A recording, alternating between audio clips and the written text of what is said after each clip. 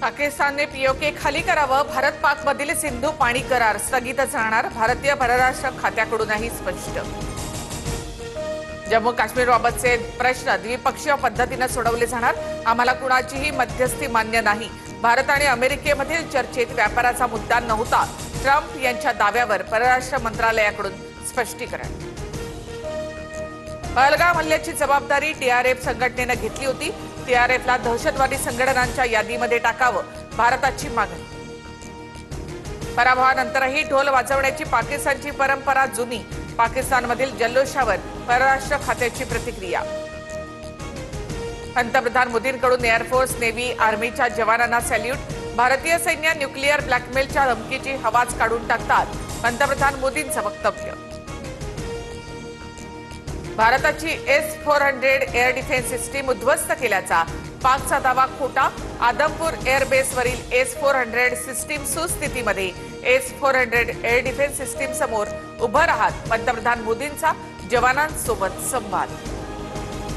आदमपूर एअरबेसवर विमान उतरवत धावपट्टी सुरक्षित असल्याचा पंतप्रधान मोदींचा संदेश.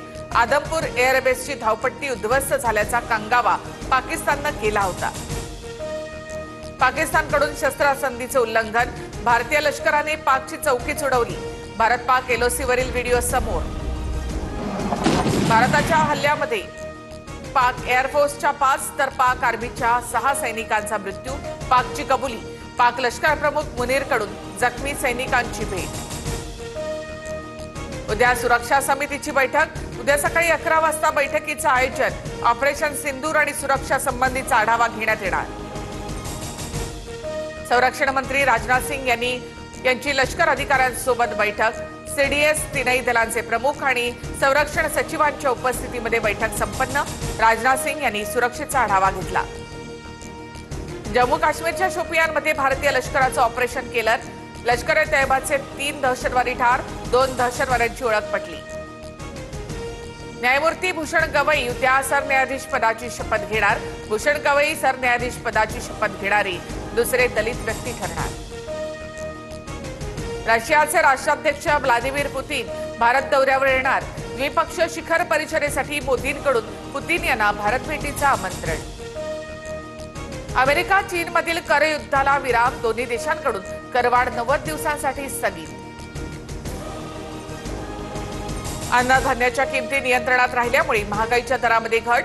महागाईच्या दरामध्ये घट झाल्यामुळे रेपो रेट कमी होण्याची शक्यता. मंत्री उदय सामंत आणि राज ठाकरे यांच्यामध्ये अर्धा तास चर्चा. राज ठाकरेंसोबत पालिका निवडणुकांबाबत किंवा राजकीय चर्चा नाही. भेटीनंतर सामंतांची माहिती. राज्याचा 10वीचा निकाल 94.10%. यंदाही 10वीच्या निकालामध्ये मुलींचीच बाजी, तर सर्वाधिक कोकण विभागाचा 98.82% निकाल. कोल्हापूरच्या अंबाबाई मंदिरात उद्यापासून ड्रेस कोड लागू. मंदिर परिसरामध्ये पारंपरिक कपड्यामध्येच यावं लागणार. तिरुपतीच्या धर्तीवर शिर्डीमध्ये डोनेशन पॉलिसी. 10,000 रुपये किंवा त्यापेक्षा जास्त दान करणाऱ्या भाविकांना व्हीआयपी आरतीचा लाभ मिळणार. अंदमानमध्ये मान्सून दाखल. 27 मे रोजी मान्सून केरळमध्ये दाखल होण्याची शक्यता. पुढील 4 ते 5 दिवस महाराष्ट्रामध्ये मान्सूनपूर्व पाऊस होण्याचा हवामान खात्याचा अंदाज.